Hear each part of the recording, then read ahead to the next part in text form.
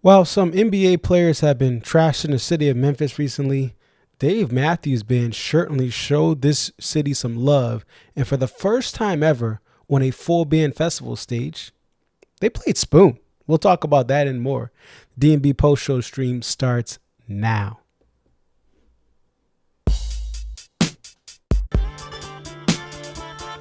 It's your boy Concert Viz 34 back at home.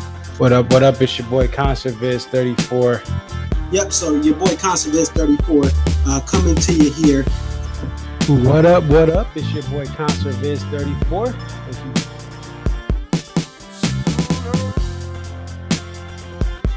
Aria. Okay, so this is Aria, and just tell us a little bit about yourself and about your love for the Dave Matthews Band.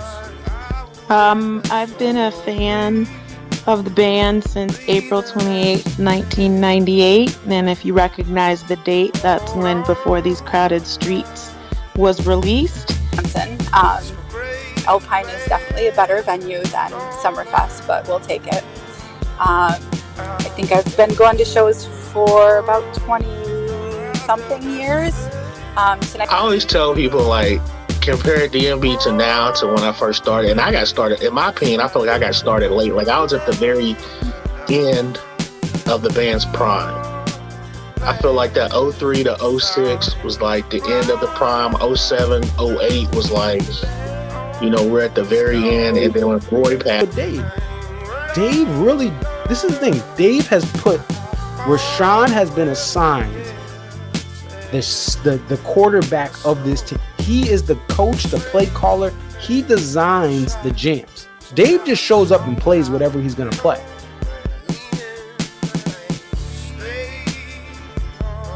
Memphis, what up?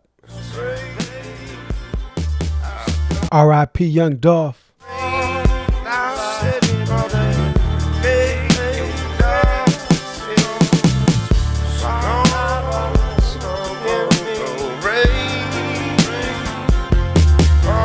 South Haven, Mississippi, what up? Shout out Northeast Arkansas.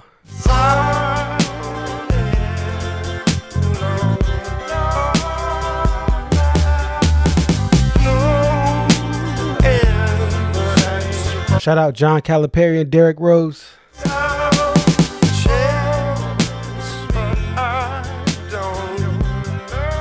Memphis Grizzlies, what up?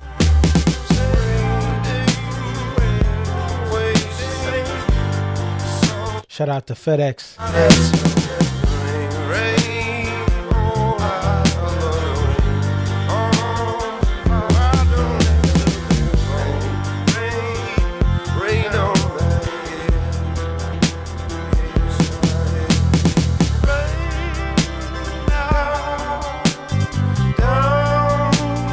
Tennessee, shout out to y'all. Sorry, Nashville, no shows for you this year.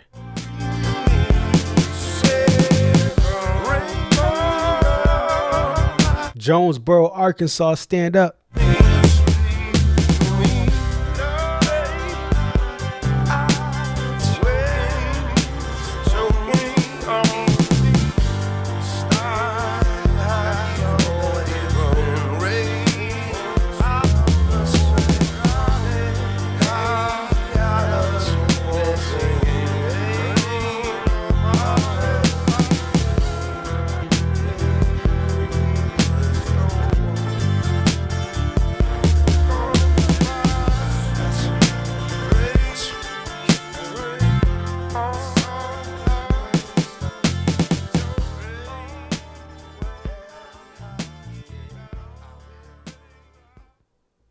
What up, what up? It's your boy Conserviz 34. Welcome to the DMB post-show stream where I talk about Dave Matthews Band shows after they happen. We're going to get you some footage here in just a moment. Typically, one thing I also try to do is get fan reaction. I do not have anyone who was at the show tonight, which is a rarity. Typically, I have someone I'm on the phone with at some point during this show. And so if you're a Dave Matthews Band fan, new fan, longtime fan, or maybe you started somewhere in 06, 07, 08 in the middle of this thing, this show is to give you some context to what just happened in the previous show and give you some video, if available, give you some details from people on the ground when there's confusion on certain moments in the show. All right, let's go ahead and pull up the set list. Today's stream will not really break down the set list as far as this or that, or they should have played this or they should have played that, or because this is a festival show. This is the first show of the year. And in many ways, this is a great thing for this band at this stage of the band's, life.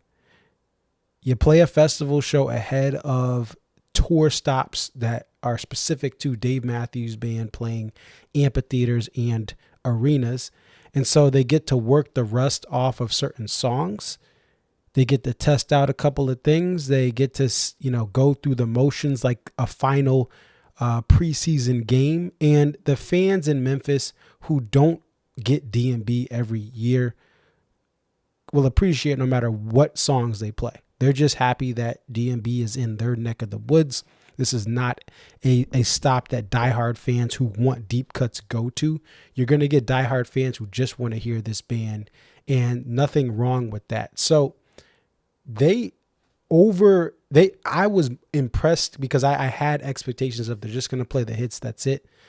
But they actually went above and beyond tonight because they did two things. First, they played a song in I Did It that had question marks of if it was going to be played again after making an appearance at the Gorge last year. And so they gave a festival show a song like I Did It, which is very rare. They also then said, you know what, we're going to have St. Vincent pop up for not only Spoon, but Burning Down the House. This is a 1-2 combo of a song in Spoon, which is a deep cut that will please any fan like me who loves the songs past the hits, and to do it at a festival and then follow it up with a song like Burning Down the House, which is a cover that is in higher regard than most of the covers DMB does or has done. And you're also bringing someone who just performed at this festival on stage to play. And so if you're not familiar, when a band like DMB headlines a festival, the other artists, they may stay and watch someone like DMB perform, but it's very rare that you're going to get someone on stage. It does happen, and certain festivals will have a higher probability of guest sit-ins. Certain festivals are catered towards jams and surprise sit-ins, but a festival like this with more popular music, you're not going to have a guest because there's not a lot of time to prep. You got to make sure the monitor is playing through to whoever's guesting on stage and doesn't have their in-ear monitors in. So you got to get everything set up, and it doesn't always work as fluidly on festival stages that are temporary stages for a festival. So I give them credit for getting St. Vincent on for guitar and vocals for Spoon and Burning Down the House. Without further ado, though, what I want to do is I want to cue up some video from the Dave Matthews Band Couch Tour. Shout out to Warren, who has been a warrior of getting certain stuff on live on the Couch Tour when he's at shows, and been a great contributor to giving fans like me and you access to live moments that we're not getting through a live stream DMB is hosting or Volta is hosting. And so shout out to Warren there on Couch Tour. We're going to listen into Spoon, but I want to give you the caveat here. If you heard it on Couch Tour, if you watch a video later on, one of the challenges here that St. Vincent had is her monitor wasn't working as 100%. So that made it harder for her to hear how she sounded and hear the rest of the band on stage where the volume is not turned up, right? And so everyone else has in-ear monitors in their ear, hearing things more clearly. St. Vincent's coming out as a guest, and she's relying on a speaker playing music out, which wasn't fully cooperating. Let's listen in on this performance of Spoon, the first performance of Spoon full band at a festival DMB has been a part of.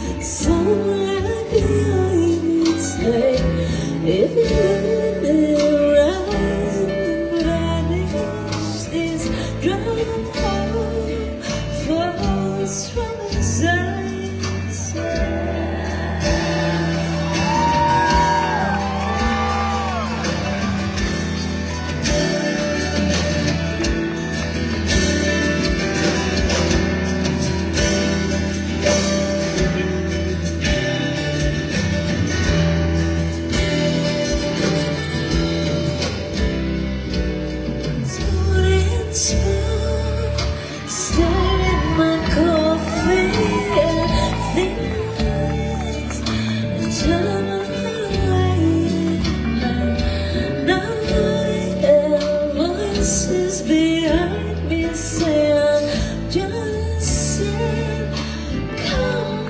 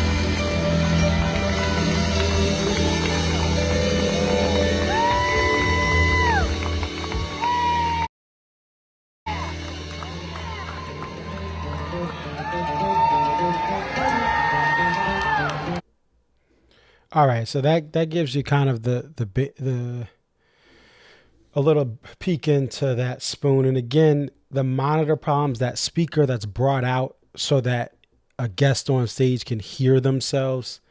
When there's a problem with that, that's what you get.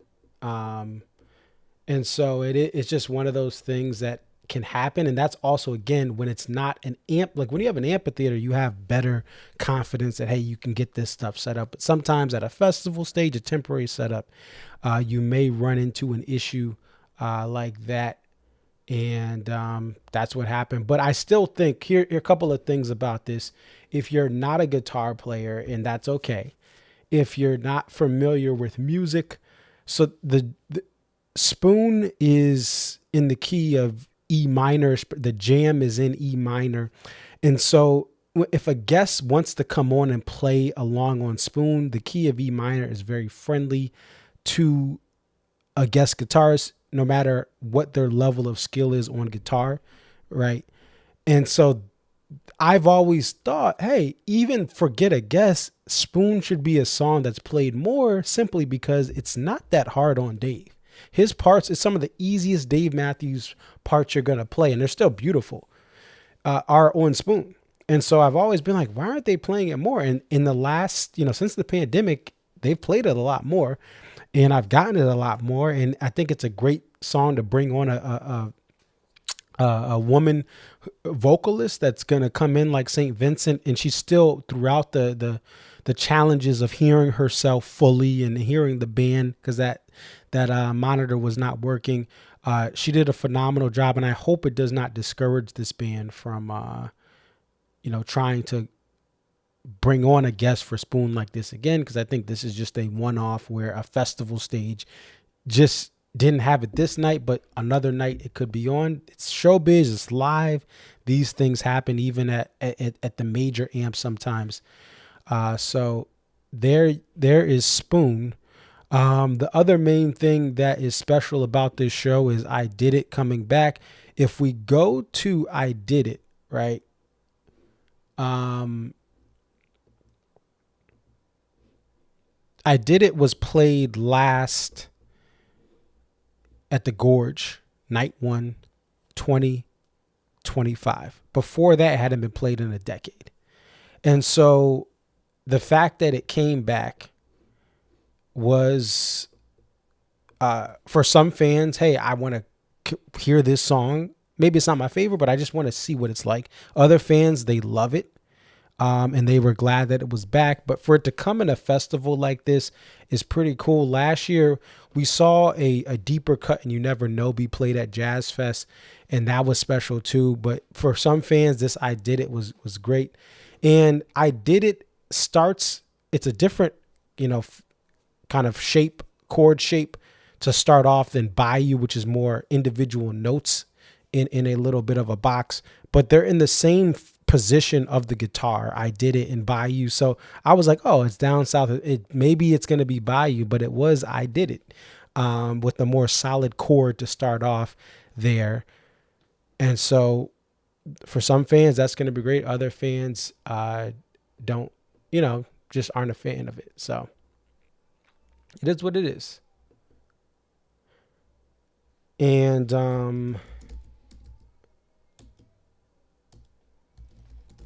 just trying to pull this up here. Okay, so that is really, it's Burning Down the House is always a plus. Everything else is typically what you're going to get in a set like this. And again, for the crowd that is, at this show, I think it's a great thing to play the hits. And that's what you do. If you want deep cuts, don't go to a festival show. But for a lot of the majority of any people into DMB, they're going to love these hits, right? We got a lot that's coming up ahead. This is like, I take this as a practice show, a preseason. If you love the band's hits, it's still a great time. You can dance, but it's a shortened set, but it gets this band in. One of the things I wanted to go into next is talking about some of the places the band has practiced that are actual music venues. Now, sometimes they'll rent out a space indoors, which is it's just like an open space. They put all the amps and the drum kit gets set up, and you see that every year that they may pop in to a practice space. But every now and then they'll actually get to an amphitheater. They'll get to a theater. And they'll actually practice at a real music venue to get things flowing. And last year we saw a couple of places they practiced, and this year we're seeing another place here. So I want to pull this up. Give me 1 second.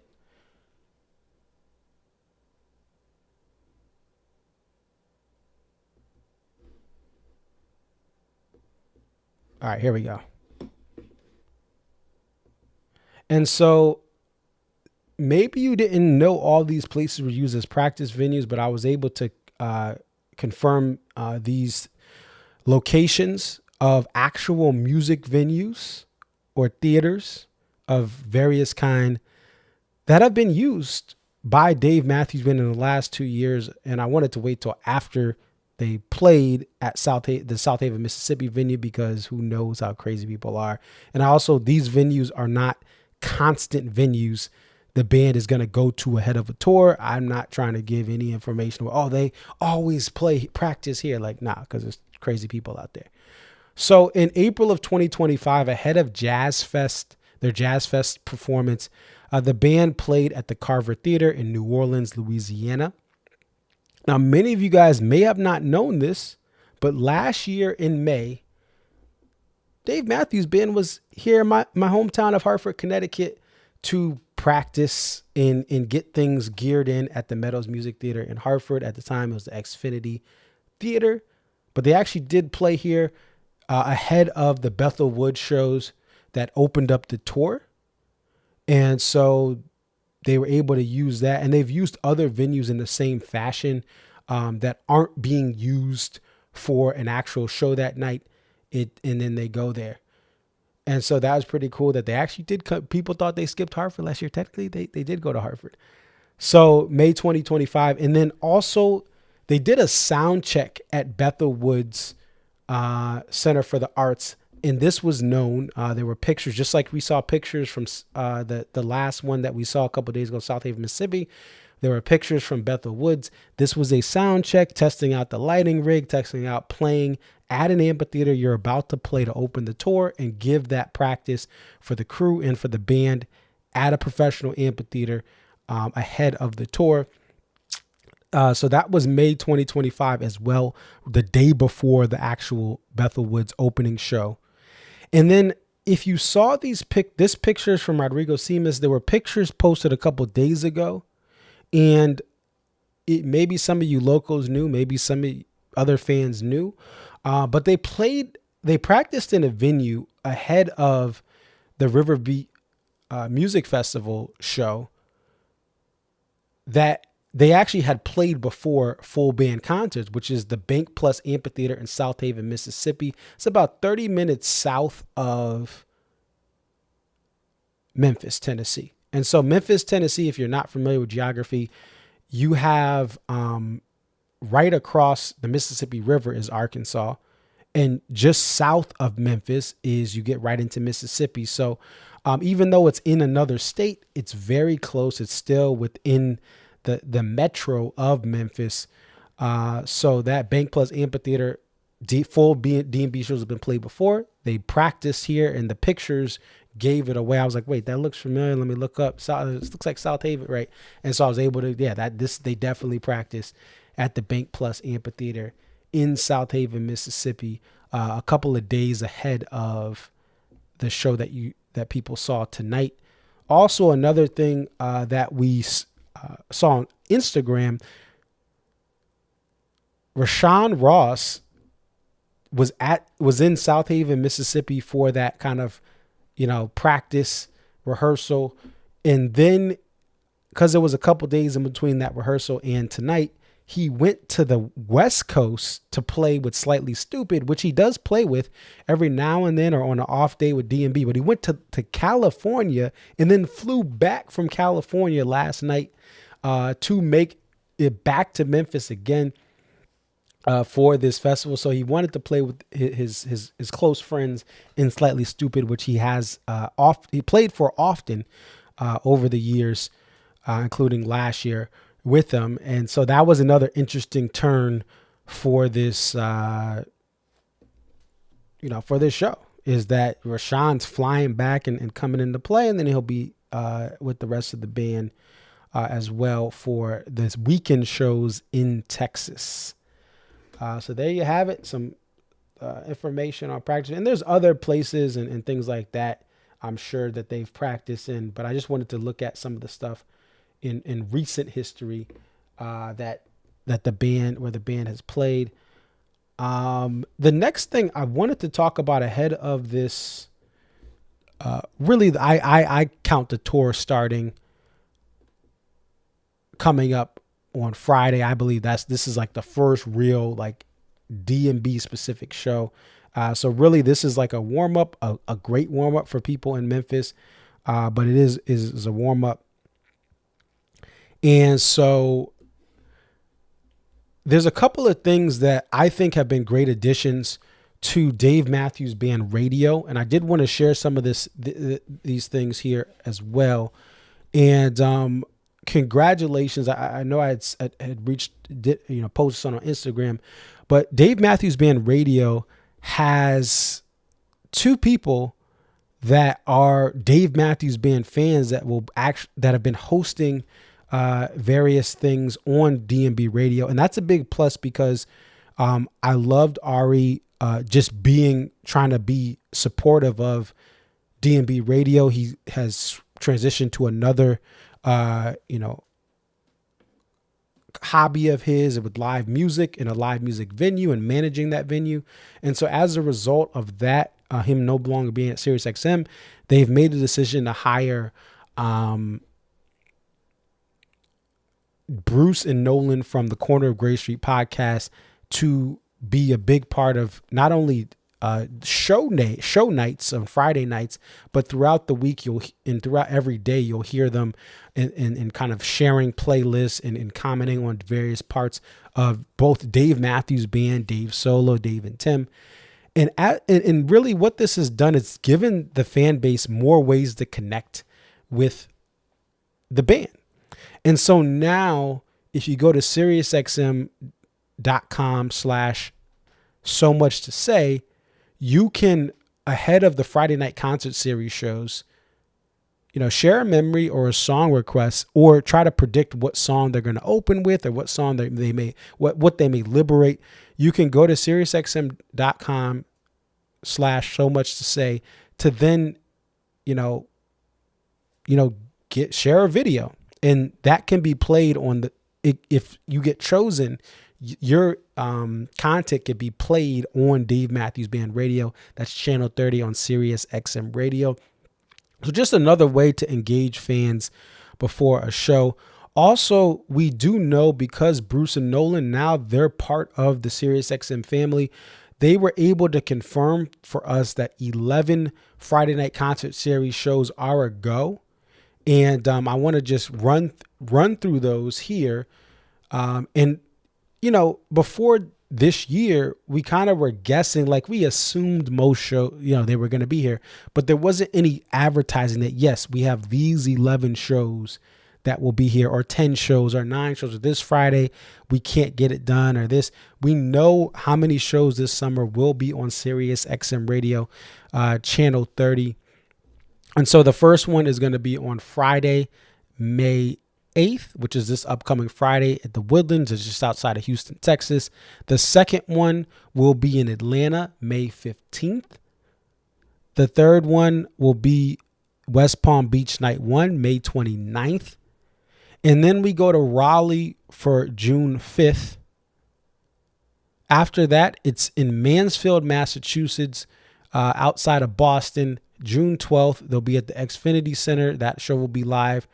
The next Friday that'll be aired live is Deer Creek Night 1, June 26th. After that, you have July 10th. That's in Camden, New Jersey, just outside of Philly, Camden Night 1. And then we have SPAC Night 1, July 17th. So a little bit of a fun part of the year where you get Deer Creek, Camden Night 1, and then SPAC Night 1, all in these, all in a row there. So that'll be fun. And then after that, we have Star Lake, just outside of Pittsburgh. Your baseball team is trash. The Penguins got cooked by the Flyers, and you don't have an NBA team, but you have Dave Matthews Band. They can't get eliminated from the tour stops for this year. And so you'll, right outside of Pittsburgh, that Friday night concert series will be there July 24th. Let's go Flyers. August 28th, because there is a break in late July and early August where the band takes that time off just to recuperate, rest, spend time with family. After that, we have Fiddlers Night 1, that Friday show in Colorado in the Denver Metro. That's August 28th. And then Gorge Night 1 will be there for September 4th. And then Farm Aid always is aired at least on YouTube and on Sirius XM Radio. I would think the same would apply. Who knows? Things may change. But those are the typical bets you can get for non-Dave Matthews Band or non-full band shows. They will also be airing Farm Aid on September 26th. We do not have a location. They have not dropped the addy or the low for where Farm Aid will go this year, but Farm Aid did post out a thing last week. Hey, we're playing. Farm Aid will be on this date. So they're having everyone guess, hope, and see what's going on. But that's what we have so far as we have summer tour shows. If the fall tour is announced, of course, we'll see what Bruce and Nolan are able to tell us or what they're able to confirm. Just know, if you're a newer fan, fall tours, sometimes they can vary. Madison Square Garden, for example, sometimes that won't air live because of just different things. Logistically, they may have to pay a certain fee. And so, you can hope and you can bank on a Friday night concert series in some venues, but sometimes not every Friday of a fall tour is going to be live for various reasons. So there you go. That is some information as far as Dave Matthews Band radio, and I've noticed just better playlisting, more opportunities for people to be on So Much to Play, where you can have you can pick 5 songs, I believe it is, and they'll air those songs live, and you can give a brief description. So that's another thing through Sirius XM radio that is available there. So let's just let me see what you guys are saying. What are y'all saying about the show? Hope you guys are well. I see J-Bo's in there. Joel or Jory. Is it Jory? Jory's in there. Good to see you. Cam's in there. CD. Good to see you guys as well. And let's see. I want to make sure I cover all the bases.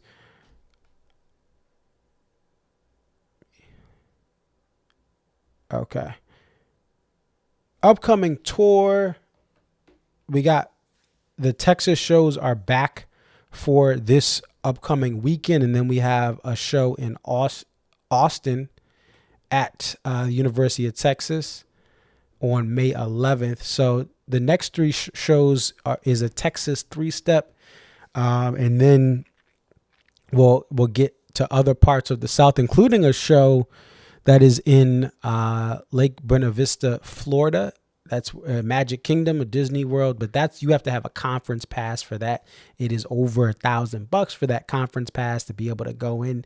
So it is a lot of money. You probably shouldn't, or I'll just say straight up, don't buy that pass just to see DMB at Magic Kingdom. You want to be interested in the concert. It is not worth it.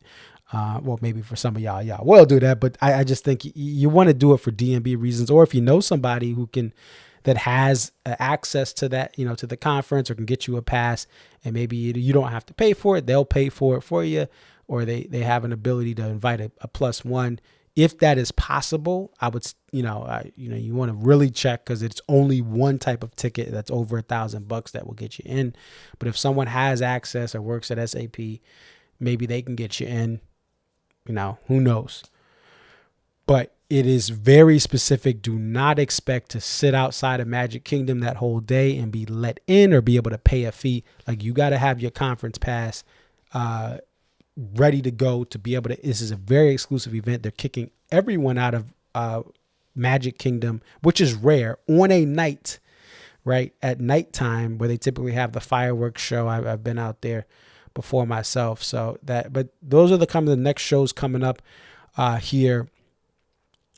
I will go into with the Woodlands. We'll talk about beach ball and the brilliance of one of the performances at the Woodlands some years back on the next show. And if you haven't seen already, I have posted on X. One of my hopes for this tour is 41 to have a sax solo. It did not have one tonight.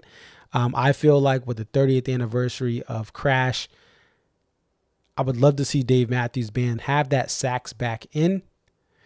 It's interesting sharing on Reddit, X, and Instagram that kind of hope for this year, because some people are like, well, it only should be Leroy Moore, and he's passed away. And like, my argument for that is, would you rather have some semblance of jazzy sax, even if Jeff and Leroy play differently? Or Leroy is a smooth, push that air through the diaphragm player. Jeff cuts up and pops and different things. And I love both styles. Obviously, I think Roy's was the blueprint. He was meant to be in this band, and he's the blueprint. That's my favorite version of 41 is listener supported. But I still love what Jeff Coffin can do. And it does not have to be like the Across the Pond DVD long extended soloing that he did with Carter. It could be just a quick solo, but I would love for him to get those bars tonight as has been typical from last year's performances of 41, Tim got some bars and then Rashawn got some bars. And I love both of those. The musicians are talented, but I feel like 41 is one of those songs where the sax solo deserves at least part of the soloing or part of some sort of lead up where the rest of the band rejoins. And it's not the same song without it. And so that was my little hope for the 30th anniversary of Crash, which just turned 30 this past week. We're in another week here, May 4th, but this past week it did turn 30. All right, so that is all I have for tonight. And if you want to be on the show for the post-show stream, here's what I'm looking for. My post-show stream shows for the regular tour stops and even the festivals in the middle of the tour, you got to be at the show, right? We want to talk to someone who was physically at that show, right? That's the first thing. The second thing is, how can you come on the show, or how can we get your perspective on the show? A couple of ways. The first way is, if you want to come on live, I will send you a link. You can be audio only or video only, and we'll get you on to share your perspective live on the air. I'll ask you some questions. I'll let you pinpoint certain parts of the show that you want to discuss. And there's no wrong way. There's no wrong kind of perspective. We want to hear from fans who are at the shows. The other way, you can DM me or message me on X, Facebook, or Instagram, ConcertVids34. And if you do, you can send written information. It could be five sentences, right? Whatever you want to share, you can send it to me during the show or right after the show, and I'll be like, I can do it anonymously, or I can give your name, because it's about, I want to know what it was like at that show. And the other thing I want to emphasize is, it doesn't matter what you like and don't like from a show. There's no wrong way to really have a perspective. Some fans love the hits. Some fans love deep cuts. Some fans like certain albums that come up live. Other fans don't like those albums. Some people like covers. Some people don't. And even if I have a perspective that is different than yours, I want to share your perspective on these post-show streams. The more perspectives, the better, even if they conflict, because I think one of the things that can get lost in the various sectors of the DMB fan base, online and in person, is sometimes there's certain groups that you're allowed, like, this is their perspective. And there's certain groups, this is their perspective. Here are fans who have been fans for 30 years, and here are fans who just joined the fan base. And here's what they think as a fresh set of ears listening to this band. So I want to get all perspectives. There's no wrong answers, right? I don't like Louisiana Bayou, but if you do, that's fine, right? I like Spoon. Maybe Spoon is boring to you. You like the hits. We want you to share your perspective on the DMB post-show stream across the board. There is no specific way you have to approach this. I don't believe in echo chambers. As long as it's respectful and it's in good faith. And that's the other thing here. Don't come on here trying to start discourse or cussing up a storm and trying to be all crazy. We don't want that on here. There are actually kids who watch. I've met some of them, and shout out to all the kids. Yeah, hopefully y'all not watching this live. Y'all got school tomorrow, but it's really, really cool to talk to DMB fans, and they're like, hey, my kids watch this show, right? The post show stream. So that is my pitch for you guys to come on to the post show stream. And lastly, before I make this too long, my goal is to still continue to capture shows myself. If you're not familiar, on my YouTube channel, I put together multi-cam videos, my footage, other people's footage, combined with tape or audio. To the shows I go to, Guilford Night 1 is the latest live release, or the live multi-cam I've put up.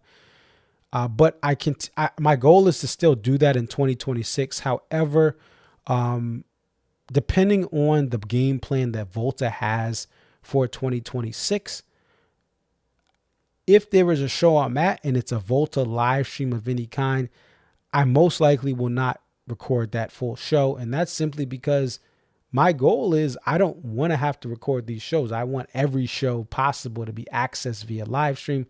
That's not going to happen tomorrow, right? It's not going to happen this year that every show is live streamed, right?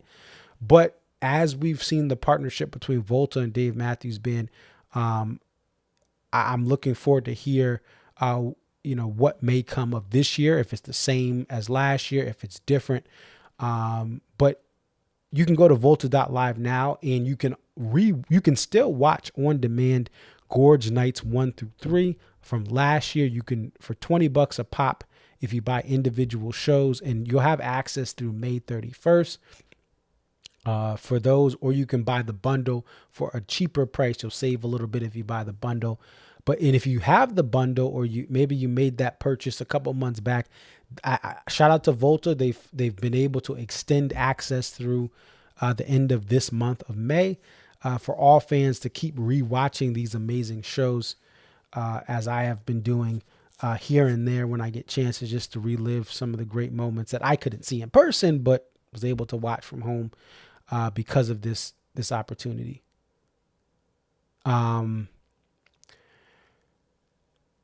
So I will kind of wait to see what Volta will announce or what they will do, or any plans they have ahead of the shows. My shows I'm going to, Mansfield is still up in the air, to be determined. I do have a ticket. If I can't go, I will make sure a fan gets it for face value. But I have much more of a confidence with SPAC, Guilford, and Hartford. So for those July shows, by then we should know, okay, what's going on. And even if it's the day before, hey, surprise, it's a live show. Like if they do one of those shows that I'm at, I will not be recording the full show, just because A, you guys should support Volta, and B, I've recorded a lot of shows in full and I want to be able to just be a fan. And the reason I record the shows is because I feel like if I don't, and this can't be captured, the whole fan base suffers. So I will sacrifice a little bit of my focus to hold that camera like right here as I'm looking up and enjoying the show, because I believe in continuing that legacy of people who record these shows and capture them and put them on YouTube. In the past, many of them aren't, like Copper Pot, and others aren't as frequent in their releases. They've done a lot. They've worked hard, and I've hoped to try to carry on capturing some of these shows and putting together stuff. But ultimately, if they can live stream it, it's better for everyone. I would rather have no cell phones up at a show, but the reason I put my cell phone up is because this stuff needs to be archived. It needs to be saved, and if no one else is going to do it, I'm going to put that phone up or capture it, get tape or audio from the great taping community, and make sure that fans who can't make it, who can't go to shows, who are sick, who just don't have the funds this year or the next year, so that you guys can enjoy it. I find that's a passion of mine. That drives me. That's my why to even go to certain shows, is to enjoy the show, but also to capture these things for you guys. Anyway, that's my spiel. I'll get out of here. We're going to close out. Thank you guys for checking out the DMB Post Show stream. And again, in this outro, you'll be able to find out ways to follow me on social media and message me ahead of shows. We'll communicate. I'll get you on the show live, or I can read off something you write up after the show, or you can comment. Right, if you're watching this the morning after and you were at this festival here in Memphis, put in the comments what you thought. It's your boy Conserviz34. I'm out. Peace.